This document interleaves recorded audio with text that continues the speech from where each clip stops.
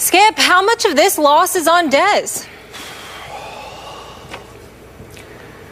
Stephen A. Smith, I have to admit publicly, I was so disappointed in Dez Bryant at the end of that game yesterday. In fact, I was crushed over it because I thought he was going to make the play that would win that game to get my Dallas Cowboys to next week at Miami when Tony Romo returns.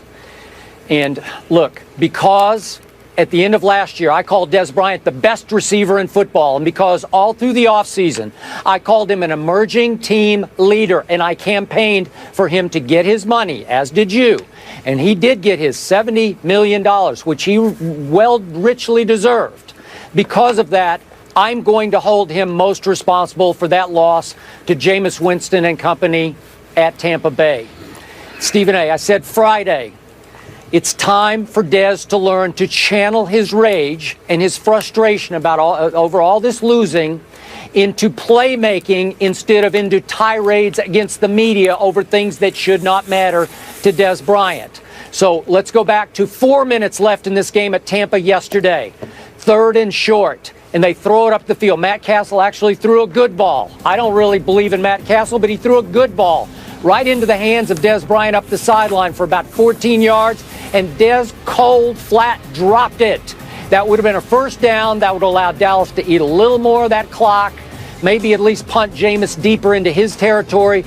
But as it stood, they had to punt right away from there, and Jameis got the ball at the Tampa Bay 44-yard line. Now let's go to the end of the game. Late throw into the end zone by Matt Castle. Made a great throw, perfectly positioned deep ball. You can call it a Hail Mary. I thought it was a Hail Dez. Because a year ago, Dez puts that ball in his back pocket. He owns that ball. He posts up a safety. He's got a safety, McDougal on him, Bradley McDougal on him. He posts him. He bodies him. He waits until the perfect point. He high points that ball, goes up, snatches it out of the sky, and Dallas wins the game. I have no idea what got into him yesterday. I'm not saying he didn't try. He seemed to lose the ball in flight for a second. He veered off path. He put himself in position for Bradley McDougal to get away with a little shove in the back. I would not have called it. I would not have flagged it because it's a jump ball with the game on the line. Let them play. Dez is bigger. Dez is stronger. All I know, if I'm going to give him any excuse or break here, Stephen A., maybe he can't jump off that surgically repaired foot. That's all I can figure out. Maybe he's afraid. Maybe it's just too sore to launch off that foot. That's all I got right now, because otherwise he just looked lost. Lost the ball, lost his emotion, seemed defeated. I have no idea what didn't get in to Dez Bryant. I thought it was going to be Dallas's game. It was not. So in the end, as unfair as it might be, that loss is mostly on Dez Bryant. Well, Skip Bayless, let me say this to you. I'm not going to disagree with you, but I'm going to try and be, if it is at all possible, I'm going to try to be a little bit more expansive about Dez and the Cowboys than even you are in this particular situation. I'm going to separate a couple of things, all right? When we look at the pass, the drop pass, he dropped the pass. It's not like he tried to drop the pass. He jumped up for it. It hit him. He should have caught the pass. Elite receivers catch those passes. But similar to Calvin Johnson and him messing up that onside kick against Green Bay, and we'll get into that a little bit later, Dez Bryant dropped the pass he should have caught. It's just that simple. There's nothing more to it than that. When you look at him, that jump ball, that jump, that it wasn't a Hail Mary, as you called it, a Hail Dez, because it was up there for him to get it. I completely agree with you. And I'm not making that call. Let him play and decide the game. Yes, he did get nudged in the back. So what? It's not the first time it happened to Dez. It wouldn't be the last. That's just the first time we didn't see him really go up for it the way he normally does. If it's his foot, it's his foot. If it's something else, it involves a more expansive discussion. At the end of the day, what this comes down to me, Skip, I think it's a situation, it's a combo of a couple of things. I think the drop pass may have elevated his level of frustration that was already brewing due to the multitude of things that have involved not just him, but the Dallas Cowboys throughout this season and throughout this losing streak that is now the worst since 1989. I think it's gotten to them excessively so. I think they're getting asked these questions every week. None of the questions are pleasant. The post-game locker room, the practices, the meetings, everything is getting harder and harder, a bit more arduous, because when you're losing, that's what comes with it. So I think that that has a role in it. I also think that to some degree, whether Dez is willing to admit it or not, you have some people that looked at him, talked about how out of control he was, reminisced about past transgressions because of it. Not only that, it was in the immediate aftermath of a Greg Hardy, which is something that Dez Bryant has to watch out for, because we know that Greg Hardy is a problem totally different than anybody else right now. And that's simply the situation. Him going off on the sideline, I don't think it's a reason for everybody to get into Greg Hardy because he was arguing with a teammate on the sideline for a brief second. Let's make sure we don't nitpick to the degree that we're monitoring every little thing the guy does to say he has a problem. We know he's got a problem, but let's not use that as an excuse to highlight it. But in the end, if you're Dez Bryant, you're surrounded by all of this. And I think that when you're on that play, in that end zone, your zest, your passion, your desire to go for it, the way we know Dez usually has that desire, I think that dissipated a little bit because of all the things that he's been going through, and it showed itself, if at all possible, on that particular end zone play. In the end, so because of that, I would look at this game and I would give Dez some responsibility for the loss, which is something that he's willing to stomach. But, Skip, I got to tell you, I'm getting really sick and tired of it just stopping with the players or us going all the way upstairs to Jerry Jones. Isn't Jason Garrett a head coach? Isn't a head coach in the National Football League supposed to be able to stop some level of bleeding? They have now lost 7 straight. Skip Bayless, no matter how much I get on Tony Romo, I know Tony Romo is great. I know Tony Romo can play, all right? But tell me you 2-5 without Tony Romo. Tell me you 3-4 without Tony Romo. 0-7? Really?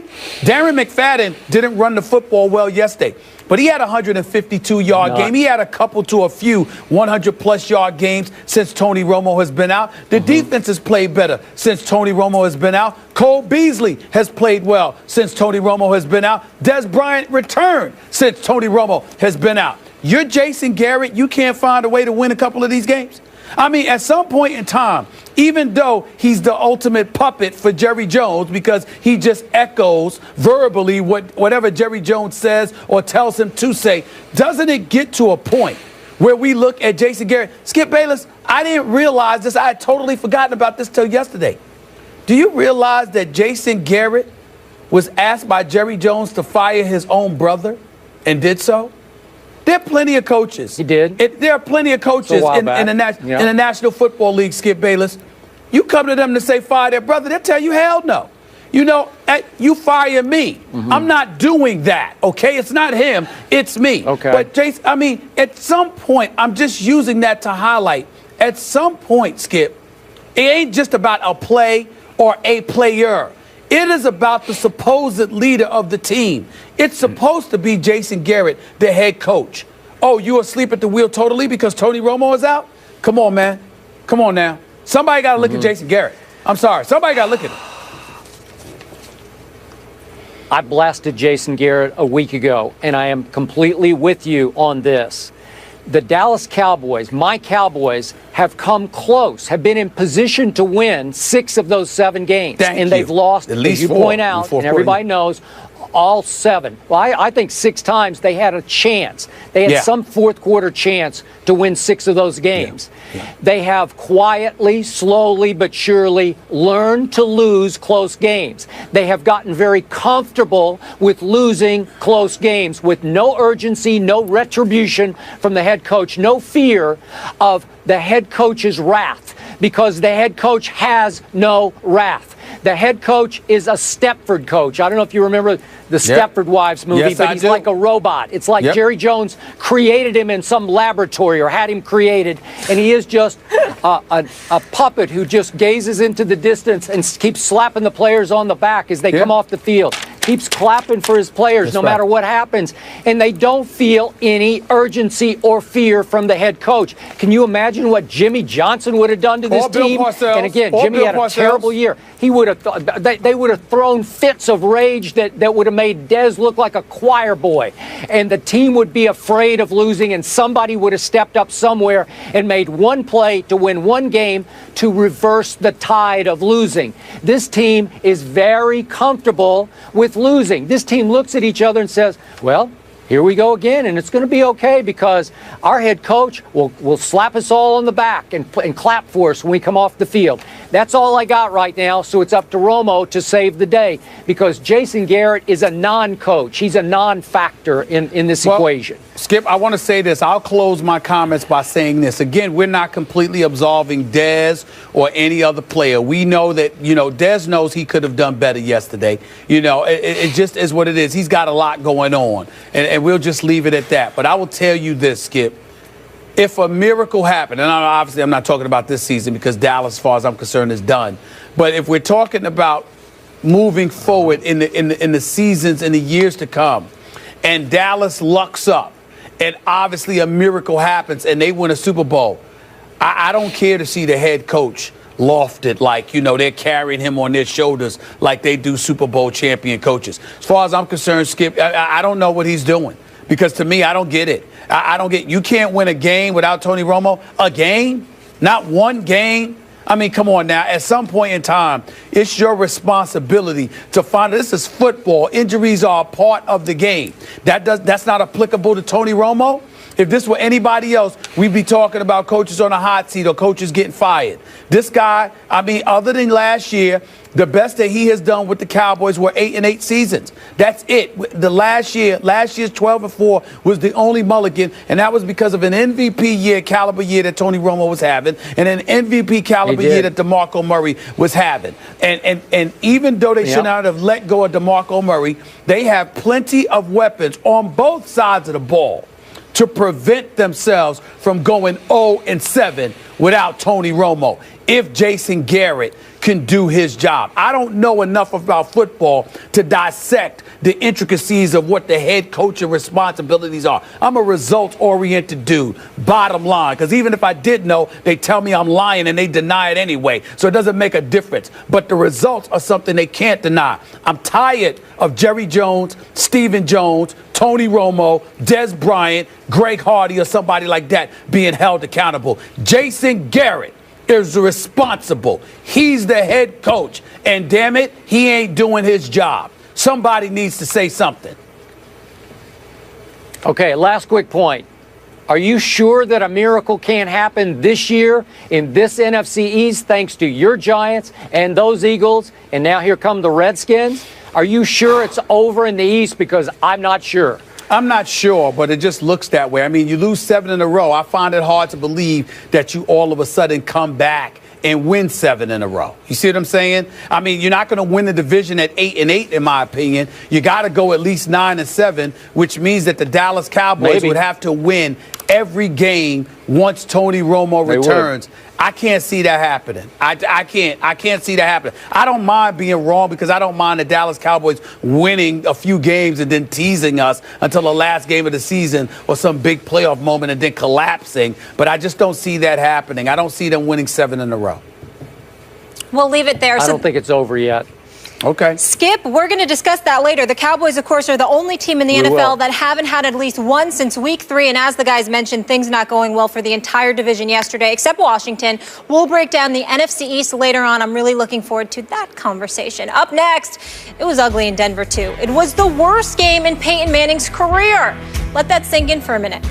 Are we seeing the end of Manning after being benched in Mile High? Don't miss that discussion.